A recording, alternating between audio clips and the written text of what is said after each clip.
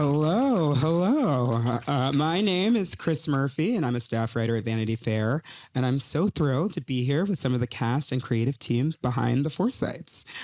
So, without further ado, let me introduce who we have here. We've got Debbie Horsfield, the screenwriter and executive producer. Stephen Moyer, who plays Jolyon Forsyte Sr. Jack Davenport, who plays James Forsyte. Millie Gibson, who plays Irene Heron. Horn. Yeah, Horn. Okay, I knew it was right in the middle of it. Okay, Irene Horn. And Joshua Orpin, who plays Soames Forsyte. All right. Okay, so we're gearing up for the premiere of the Forsytes in the USA, but you guys have already done this across the pond, and it's been really well received and whatnot. So I'd love to know, how does it feel to be gearing up for round 2 over here in the States? Who wants to hit? So exciting.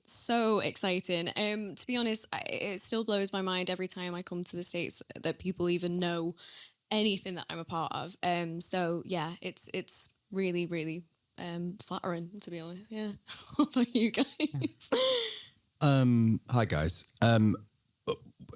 We got told that we were allowed to say something yesterday, so I'm going to say it.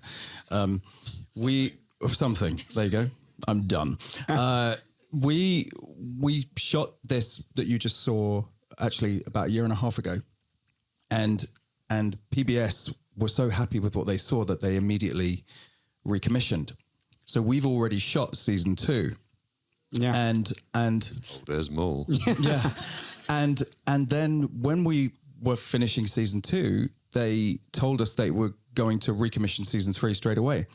And I've been doing this 35 years, and I've never been part of something that has recommissioned the 3rd season before it's been seen. This is a PBS masterpiece. Performance and production. And even though we have a different player in the UK that took it on, it's a PBS piece, and they put their backs behind this thing 3 times without it being done, and that's never really happened before. And so I just wanted to take my hats off to them for having the faith to do that, because it's unprecedented.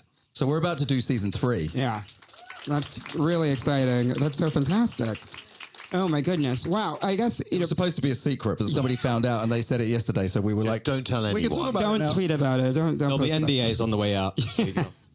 Oh my goodness! Well, before we look forward to season 2 and 3, I'd love to actually go all the way back to sort of the creation of the television show. And so, Debbie, I would love to know, as the executive producer and screenwriter, how did you come to the Forsytes? And it's a book by John Galsworthy. And what about the book and the family attracted you to the story and adapting it for television? Well, when I first got asked, would I be interested in doing it? My first thought was, why would we be doing another adaptation? Because there are 2 really fantastic ones already. Mm-hmm. But when we then started talking about it, it was more about what is there that's interesting to us about some of the characters in the book and the period in which it's set. And listen, I'm a sucker for a family saga. I absolutely love, the intergenerational fighting, the kind of inherited trauma.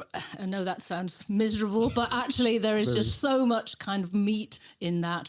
And that's what really attracted me to it. That and the fact that in the books and in the previous versions, the female characters are slightly less well drawn than the male characters. And I just thought, well, I'd really like to kind of get to know these female characters more, find out what makes them tick.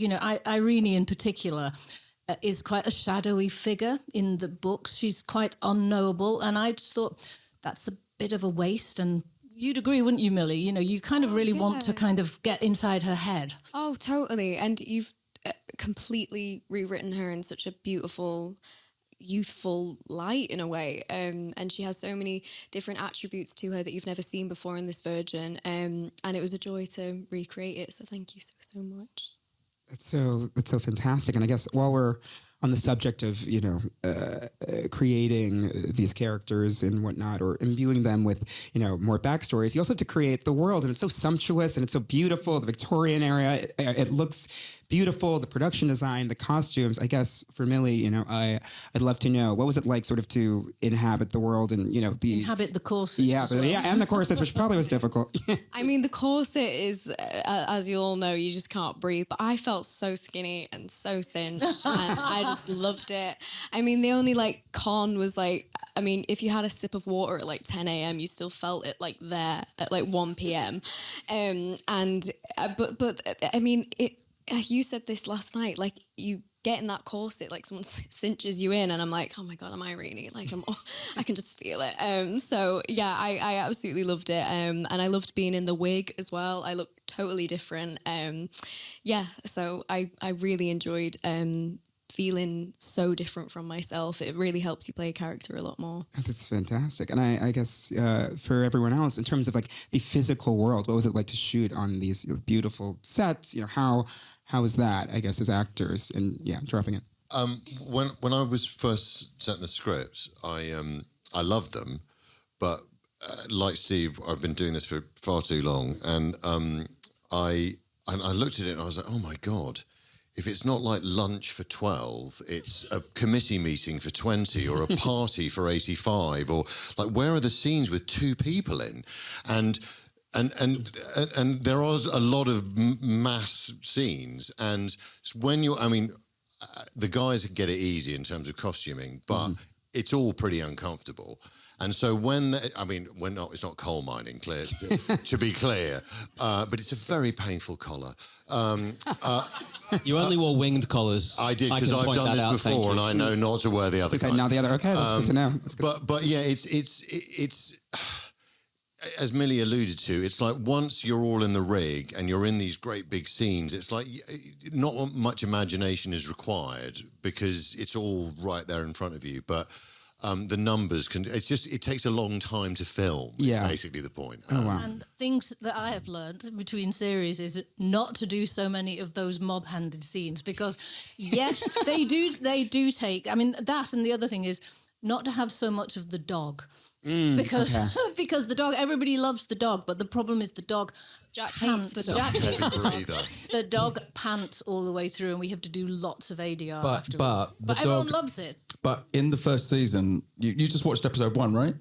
Yeah, in the first season, whenever there's ribbons in Cyril, the dog's called Cyril. Whenever there's ribbons or anything in Cyril's hair, or there's some kind of curly thing going on, it is mirrored in Naomi's wig. Oh. So they do exactly the same tassels and twizzles and stuff in Naomi's wig. We're learning things. Wow, that's really... It's kind of amazing. Attention to detail. Attention to detail. Okay, well, speaking of detail, I'd love to know, how did you, for the actors, how did you research your characters? Did you read the books? Did you, what was your process diving into the script? Stephen, I would love to know. I did read Man of Property, which is the first of the books. And it's basically about Soames, a man of property. And we enter the world through his eyes, and then we see flashbacks of what his world has been and his marriage to Irene. And when you first meet my character, you're in a party, and it's like a sort of wide shot, and the camera if it was a film, the camera sort of goes in on him until it says something like, and we approach this tubby old man with big cheeks and a bald dome head. And I was like, I've read enough. I know who I am. But what Debbie has done with this piece is Giving you hair. Given me hair, which is lovely, and it sort of feels real.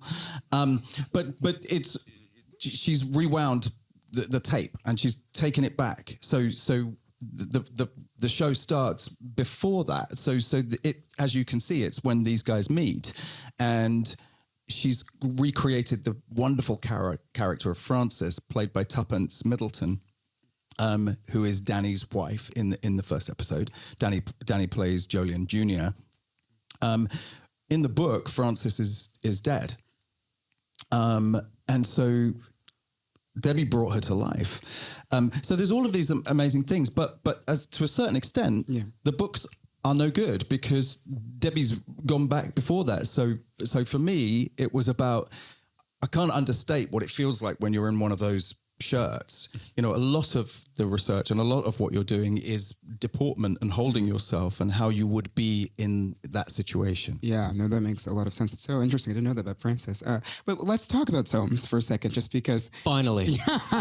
We're always going to get to you. But you have such an interesting, tense relationship with your cousin in this. And then a lot of chemistry, sort of tense chemistry with your cousin Jolyon. And then heated rivalry, you could call it. One might say. I wouldn't say that. It's not season 3 for that. But then you also have a really wonderful chemistry with Irene too. Can you talk, I guess, about navigating both of those relationships as an actor? Very different, right? Those two dynamics. We were actually talking about this earlier. Because of the scheduling and just the fact that Millie happened to be unavailable for the first part of filming season 1, I hadn't met her for, I think, the first 2 or 3 weeks of filming. So for that first, that initial 2 or 3 week period, we were doing all the Forsyte and Co. boardroom scenes, and you saw a couple of them there. So it was almost like a completely different world for me to step into those scenes with Irene, which kind of mirrored the journey that Soames goes on, and he discovers a new side of himself, and it's almost like he becomes a different guy. Yeah. But that contrast was prominent, those two relationships you mentioned, in a way because of that. I feel like it's not so much a rivalry with Jolyon as it is he's putting up with him. He's not really a contemporary or an adversary as much as he's just an obstacle. He's someone in the way that he has to get rid of, or that he has to put up with, that he has to tolerate. And we see moments of levity within that too. And I know Debbie and I have spoken about this. There are moments when Soames is content.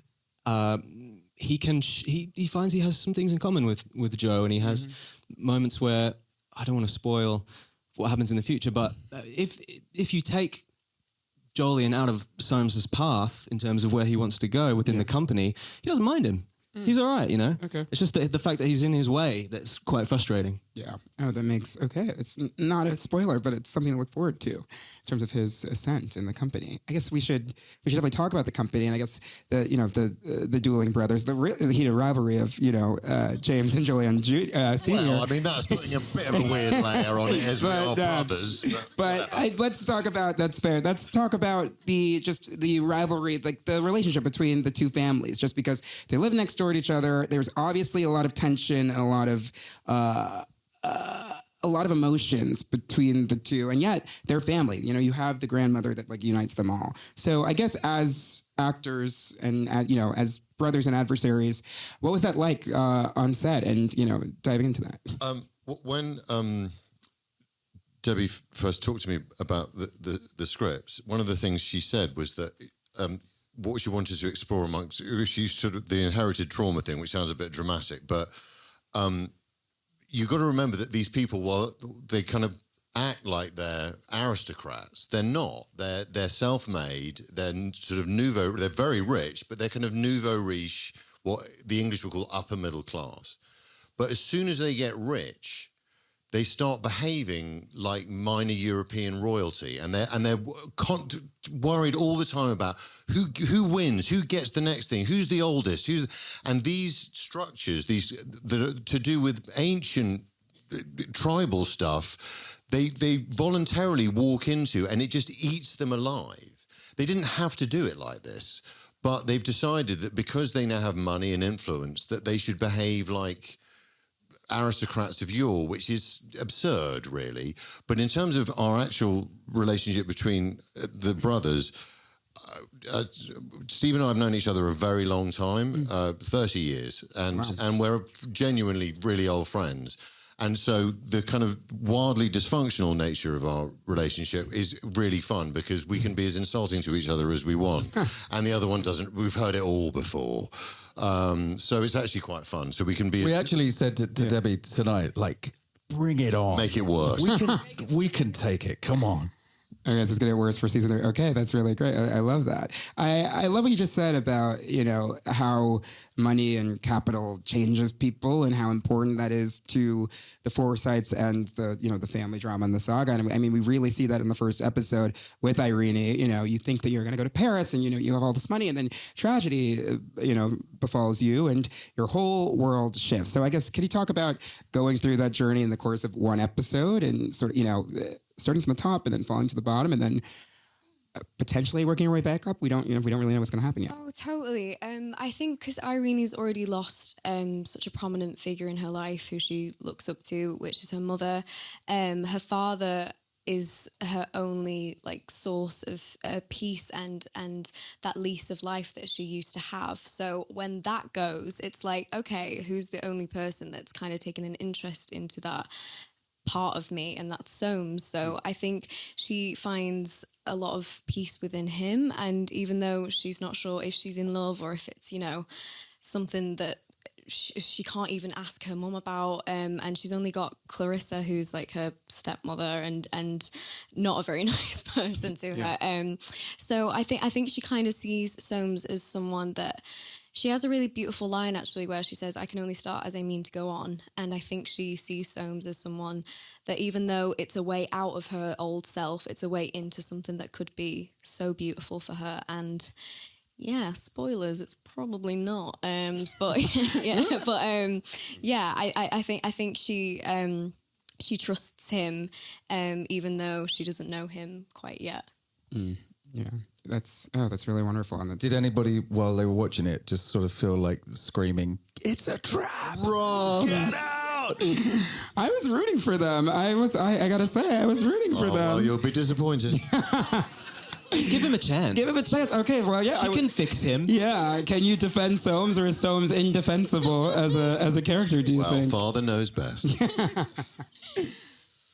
It's one of the more interesting challenges as an actor to not judge your character, and when you play a villain or you play someone despicable, that becomes more difficult. You have to not judge them. You just have to try and understand why it is they're doing what they're doing, and just, I guess, think the thoughts that they're thinking. And I think that's just, we all have to have empathy, and you just have to exercise that empathy muscle.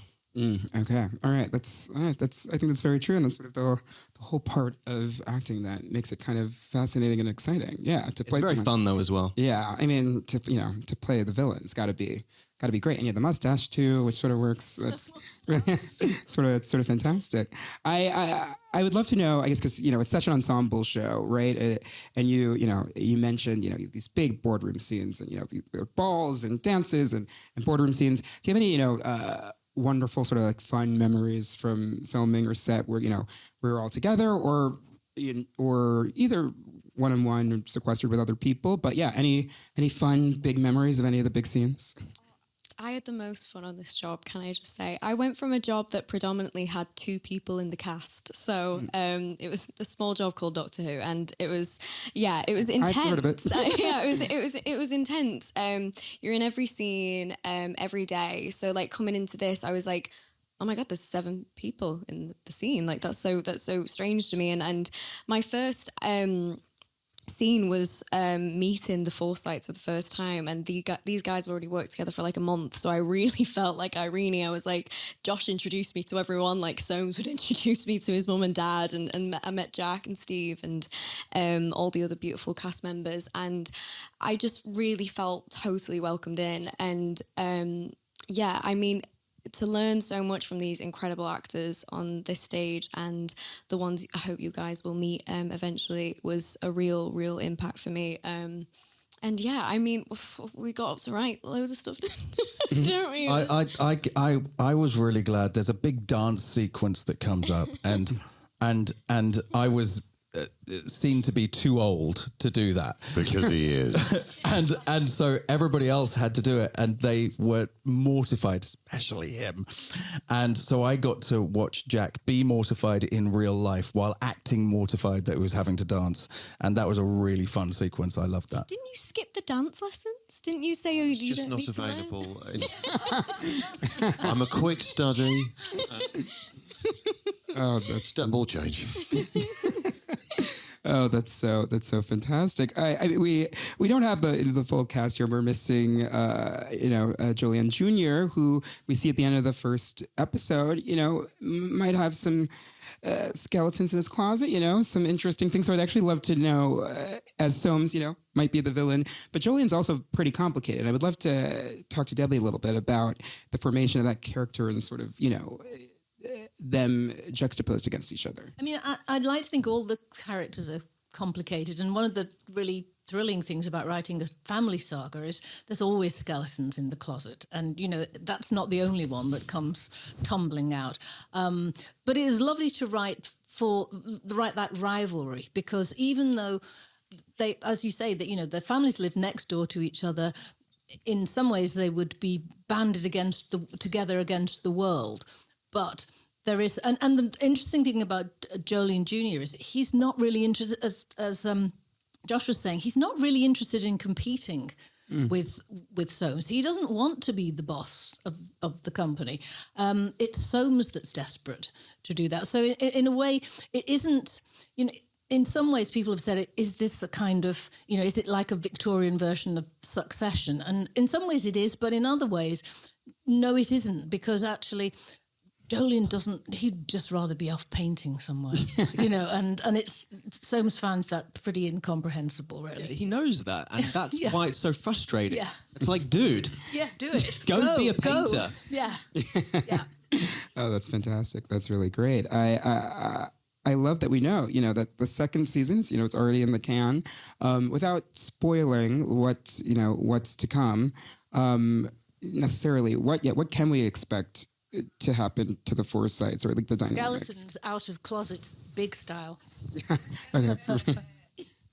Okay, that's fantastic. And I guess I'd love to know, as we begin to sort of wrap things up, what do you hope American audiences, and all audiences, but specifically American audiences, take away from this show, The Forsytes?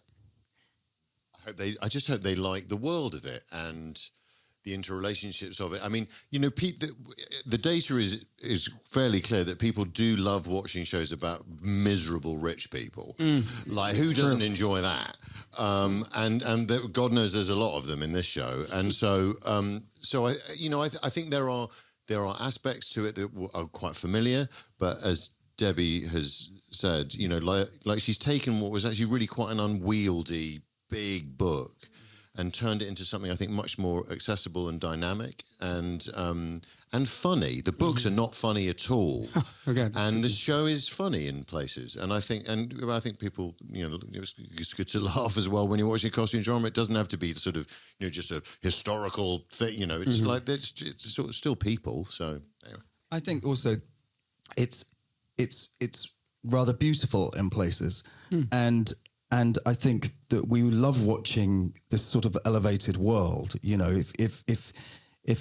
If you think about Bridgerton, we know that Bridgerton is fantasy, but it's really, people love it, and people love sort of the idea of the dressing up and all of that aspect of it. The rivalry between the two families is something that we are all aware of.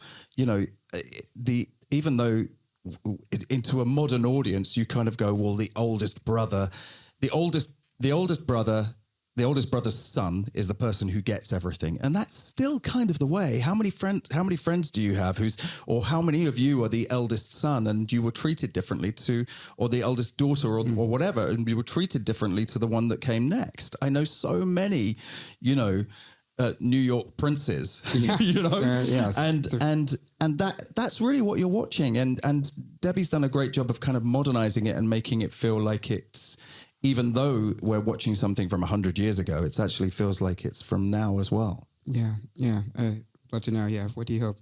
I agree with that. I think it's, we want rich, detailed characters, hopefully, that we can connect with and relate to in a fantastical setting, That's entertainment. I think that's what a lot of the best shows, the most successful shows are doing. Hopefully we do that as well. Guys, it's so romantic. It's so irresistible. You're going to love it. Honestly, you're just going to be obsessed. No, it's really hard to tease without spoiling things that I want you guys to be shocked by. If you're not a fan of the books and you don't know where Soames and Irene's relationship is going to go, I think it's a real beautiful thing that Debbie has introduced, the fact that you see us falling in love and it not just being the start of a bad thing. It's like the start of a thing that you can all connect with at first, until you kind of get on Irene's point of view of the relationship. Because I think when you watch a relationship fall in a series, you don't connect with it if that's all it does at the start. If you see why and how, and it's more heartbreaking. So yeah, I think you'll just love the romance of it all, and everyone's so hot in this cast. So that's true. I think that really helps. But yeah, absolutely. Yeah. And I'll give the last word to Debbie too. Yeah, what do you hope people take away from? It's what I always hope, which is that people will engage with the characters, care enough about them to want to go on the journey through all the kind of twists and turns. And see that journey through. They don't have to love all the characters. They don't have to be likable characters, but they have to be able to comprehend their motives and just to be curious about where it goes next. So that's what I hope. All right. Well, with that, you've got to make sure to tune in when the Forsytes premieres on March 22nd. All right. On PBS. So why do you thank our lovely cast and crew? Thank you, Debbie. Thanks so much for coming. Stephen, Jack, Millie, and Joshua. And make sure you tune in to the Forsytes and enjoy the reception after this. So thanks for sticking around.